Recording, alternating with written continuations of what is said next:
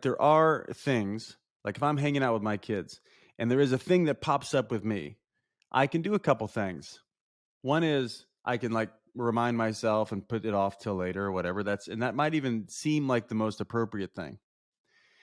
When I am working towards as well as helping my children generate a view of what work's about. And if I'm on my phone, I want to let them know what I'm on my phone doing.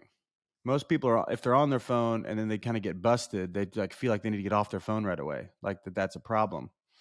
It's like, oh shit. Oh, sorry. Here, let me just do this real quick. And it's like this apologetic thing instead of saying, oh, hold on. I need 1 minute. I need to go tell this guy something really important. And I'll be right back with you.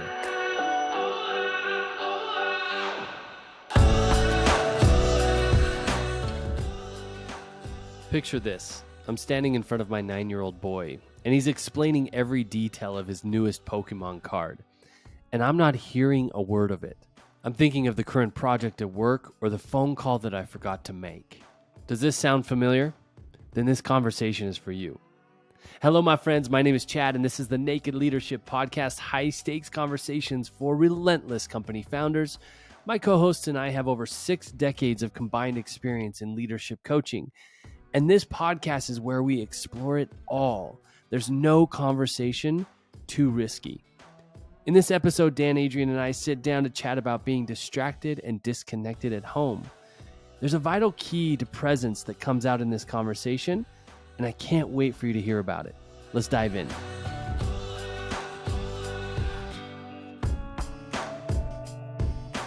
Here we are again, Dan, Adrian. So good to be with you.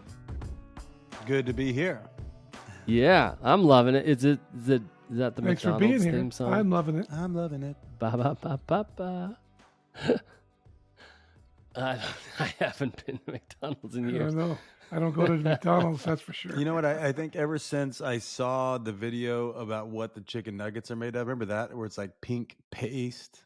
It's like, oh, goodness. Well, that is the topic of today's podcast is McDonald's. The trouble of fast food. The trouble of fast food. Today I want to talk about the experience of being distracted, disconnected at home. This is something that comes up a lot. My coaching calls, something I've experienced plenty in my life. I don't know if I think the listeners can relate. Maybe you two can relate the experience of like being at home and being in front of my little 9-year-old boy, Milo, and he's saying something to me. He's describing this, his latest best Pokemon card, which is just this kick that he's on right now. Is like, Dad, look at this Pokemon card. It has this energy and this attack level and blah, blah, blah, blah, right? And so I have this time. It's dedicated to him. I'm looking at him and he's describing this Pokemon card to me. And I'm thinking about the podcast that's going live tomorrow, or this one thing that if I just did that, it would put us over the edge on this area of our business. Or, oh, I got this great idea I'm going to try out tomorrow when I'm in front of the computer. And I'll catch myself in those moments going, man, what is going on? What are you doing? It's distracting. And I don't know. I think is that a relatable experience for you too? Yeah, sure. I raised a family. I can recall that experience a number of times. Absolutely. When I'm at my best, I interrupt it by just getting connected to, with my daughter or my son or, at the time, my wife, even now. At my worst, I'm unconscious, but I've got to ask, I end up asking myself, I wonder what I'm up to that I'm disconnecting like this. I wonder what it is I don't want to hear. I don't want to be involved in, like what's going on for me that this is, that I keep encountering this. Yeah. Is that, Dan, is that always, always, I want to like put it in a box now. You say that like what I hear is that, whenever we're distracted, it's because there's something we're avoiding. Yeah, there's some, I don't know if it's an avoidance or what, but there's some intention in whatever I'm doing that I may not be aware of, but the nervous system's completely intentional. So it might be, I need a rest. Could be, I need some time alone. And maybe I need to get real about that. Might be, I need to just show up right here and get connected, where I haven't been connected for a while. And where it's needed. I don't know. That's something I think you check into in the moment. But there's something that I'm like somebody's talking to me and I'm spacing out. Well, there's something else going on. I wonder what that. There's some other intention. Well, what I feel like I experience most of the time in what I'm describing, and you feel free to dig into this because I'm wide open for whatever I might not be seeing, is that most of the time what I'm experiencing is that I love the work that I do so much. And so much of it feels like puzzle solving for me, right? It's like coming up with new solutions, ideas, how do we reach people? How do we connect with people? And that is a fun game for me to play. It's really enlivening. It's really like stimulating. And I also love Milo. I really do. And I love being with him. And when I'm there, we're connected and that's beautiful. I really find myself thinking about my work a lot when I'm not at it. And I don't know. There's all kinds of things that I'm making up about that. But yeah, I think it's either that I'm really excited about something that I'm working on, or I'm really stressed out about something that didn't go the way I hoped it would. Well, there's some reason why work is more attractive than at that moment than being with Milo. I mean, because I the same thing. I think about my clients all the time, but I usually think about them when I'm either laying in bed or getting up or driving somewhere or on the toilet, something like that, where I've got time. But if I find myself thinking about them and it's intervening in my relationship somewhere, might be something else going on, right? Because work represents something you're very attracted to, and there's something in that moment that may not be as attractive as work. I wonder what's wanted and needed to have that be as attractive. These are things I've asked myself because when you have grandkids, they want to do things that could Papa come out and watch me practice gymnastics, and I've seen the handstand and cartwheel 50,000 times, but let's do it. Let's get down in it. Uh, and I if I don't feel like going, I'll actually tell them, no, I'm not doing that now. But Pop, I'll do it later on. That's just not, I gotta tell her. Otherwise, I'll sit out there and fuddle with my phone, and she'll get the message, and then she won't want to be around me anymore. To advance in any conversation, you need to insert some grace, usually. So what I mean is and maybe an odd statement. What I mean is it's no surprise that if I'm doing something that's got a whole shit ton of meaning with it and a very deep sense of significance with it and a lot of personal attachment to it, i.e. work, all those things are happening in work for 8 hours. And then all of a sudden I'm at the school picking up my kids. And so the kind of the pressure to be present all the time, I don't think is that helpful. Right. So, because this is a little bit of the math that I do with myself, is that feels like this didactic thing. I'm either in work mode or I'm in family mode. And I want to be in both modes simultaneously. Because if I'm just in work mode and I'm not present to what's going on with the family or what the needs are from the family or the planning, it's like something coming up, some trip coming up, and I need to look at flights and stuff.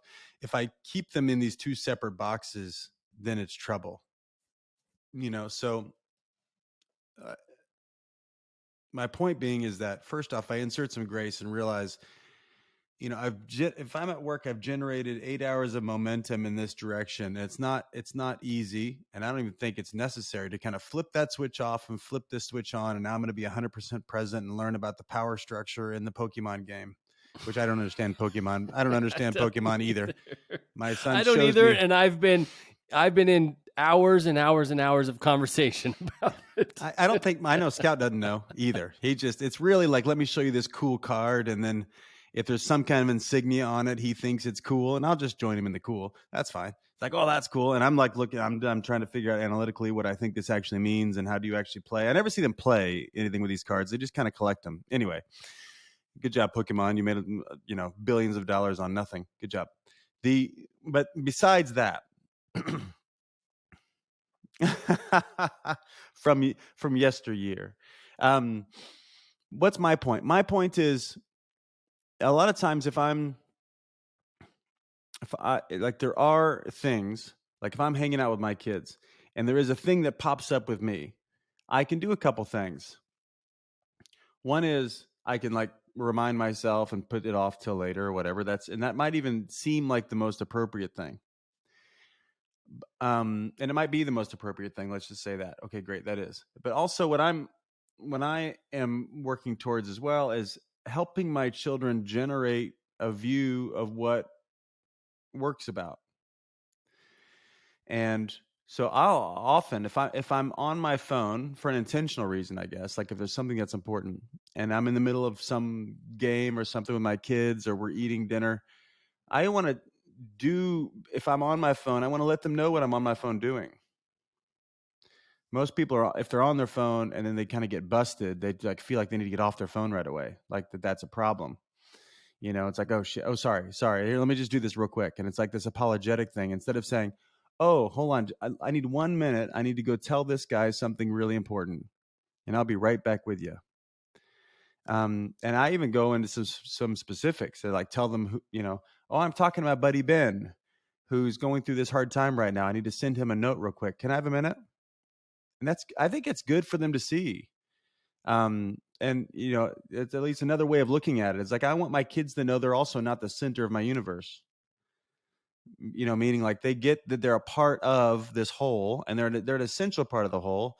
And at times they're the center of my universe, like time stands still and nothing else matters to me. But we've got these mixed and very important intentions. So they need to know that like, oh, this thing that I'm doing is also important to me, because they're going to be doing something someday that's important to them. So anyway, that's one of my ways that I'm working on it right now, I would say. Yeah, I was just gonna say that's such a good way to connect around it, unless you're doing bullshit on your phone. Right. And sometimes I'm like, Which is the kids great. are brushing the kids are brushing. One of the places that happens for me, the kids are like brushing their teeth, and I'm like scrolling Instagram, just because I'm just like looking at stupid videos, and God forbid the sound turns on. If the sound turns on, they're not brushing their teeth anymore. They're like, oh, let me see that. And I'm like, let me see that. Yeah, I do. It's like bedtime. Parents like to complain about bedtime. I've just decided bedtime's sacred. And sometimes I'm really tired and I can't wait to get out of there. But that's not where I'm committed to. I really want to, utilize that time, which we talked about in the previous episode. I really want to like connect as much as I can and realize, man, like a minute of connection is like a gift. It's a real gift. If Charlie's telling me some kind of story and telling me all about this and that's happened, man, that hits me like a gift, not like a problem, not like can you get it over with. Jeez, I want it to like, man, knock me over. So that there are those kind of like anchor moments that matter much more. If I find a couple anchor moments of connection in the midst of a day, or in the midst of 2 hours, if I'm really connected, then that's really worth it. I think they feel that as well, because they're not that connected with me either. And I think that also plays well with your team too. If you just take time to connect with people when you're with them, so it doesn't take a lot of time. People get that you care, and you can stay in touch with each other.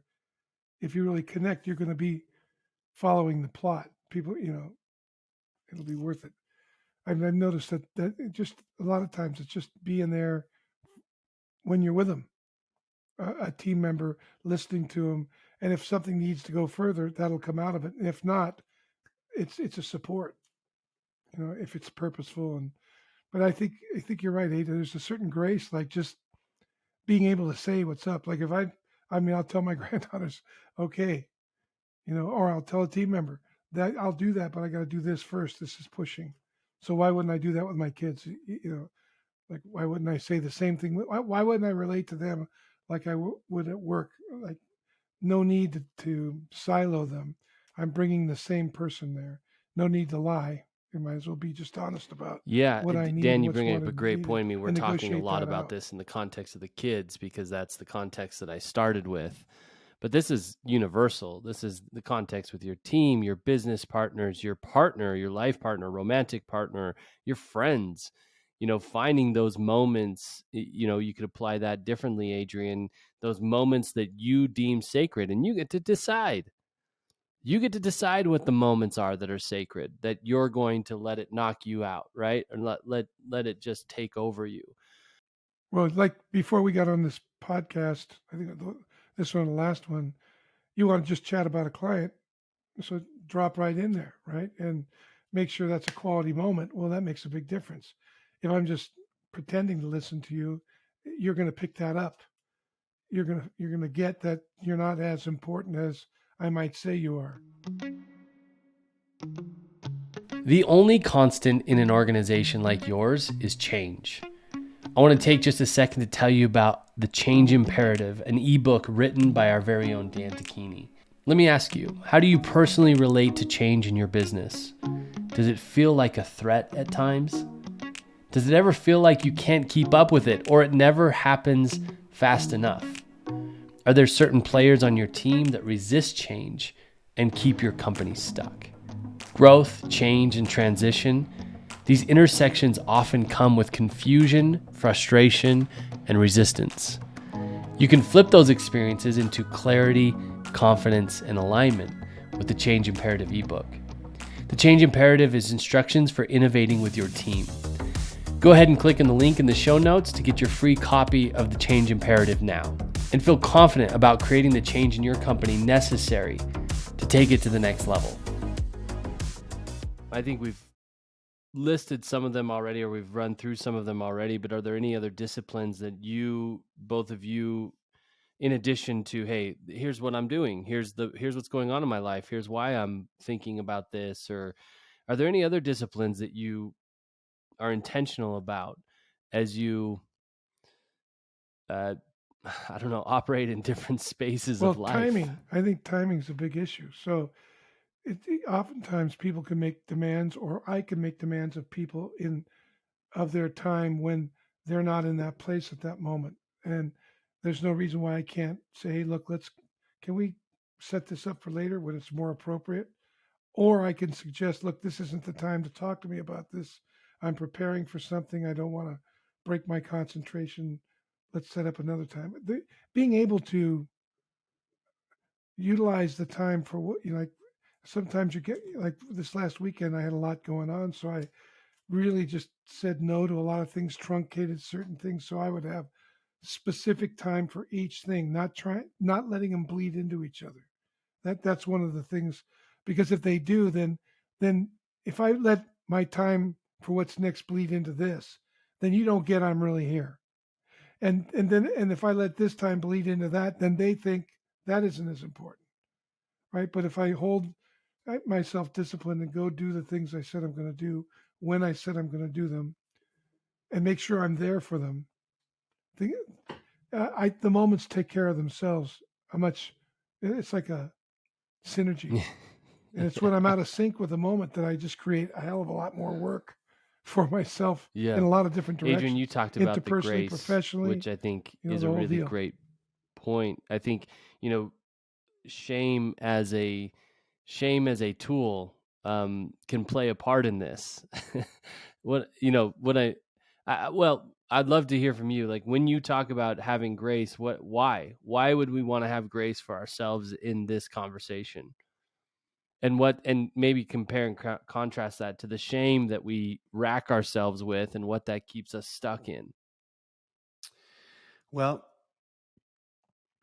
it's a lot to do. First off, it's a lot, like to figure this out, to figure out how to do it. It's very complex, right?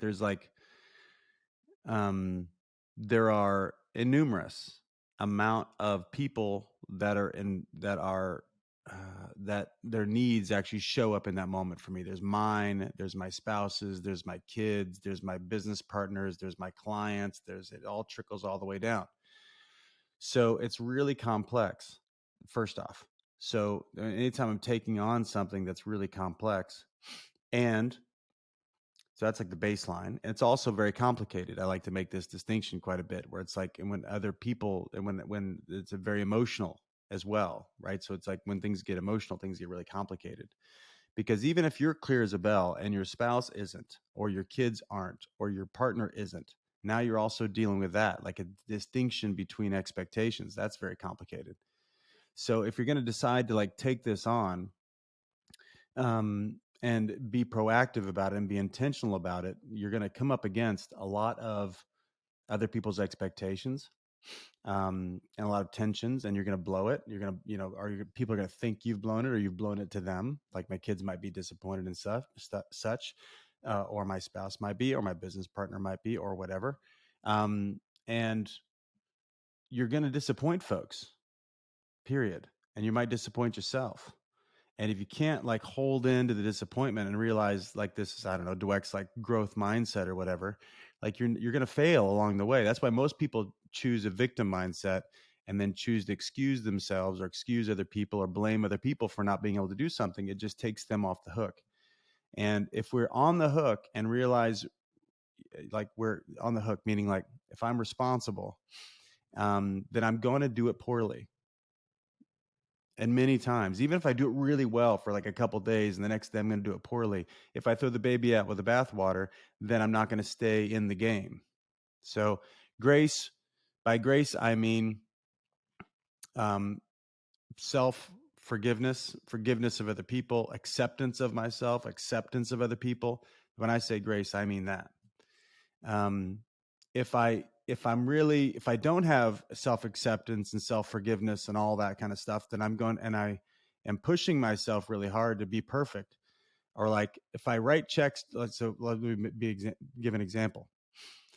If I told Dan I'm going to get something done today, and all of a sudden it's 7:00 and it's not there, and I didn't do it yet, and I'm out to dinner with the family. I can do it at the dinner table. That's going to disappoint those people around me if I don't have a conversation about it. Or I can not do it and act like I didn't say I would do it to Dan. I'm going to disappoint him. And a lot of times I'm going to need to make requests in order to open up the space in which I can get something done. So I can request to the family the space in order to get something done, because I didn't get something done earlier today. Or I can say, Dan, hey, I said 7:00. Is it okay with you if I get it done first thing in the morning or by 10:00 in the morning? Yeah. Okay, cool. If you aren't willing to make those requests, you're just going to carry it around like you are, like you are a disappointment. That's the shame conversation. Like I could disappoint somebody. That's right. That's right. I'm probably going to be then thinking, well, Dan does this all the time. Dan, or Allie, she's on the phone all the time. I can, it's like you could easily you could criminalize other people to justify what, like shortcut your way through it. That's not a familiar conversation for me at all. Yeah. I'm in this conversation with Allie a bunch. She's on her phone a lot more than I am, at least per my noticing. And really what I really actually want to give her the space. She actually lives on her phone. She doesn't use her computer very much. She has lots of Instagram, blah, blah, blah, all this stuff. So being on her phone is actually a big part of her life. And I've realized I can either resent that or I can give her the space for that. And what do I really want? What I really want is that she involves me. Just let me know what you're up to. You're texting with blah, blah, blah at blah, blah, blah company. Let me know what you're up to. I'm cool. That's great. And it takes a bit for that to that's new for her to think about.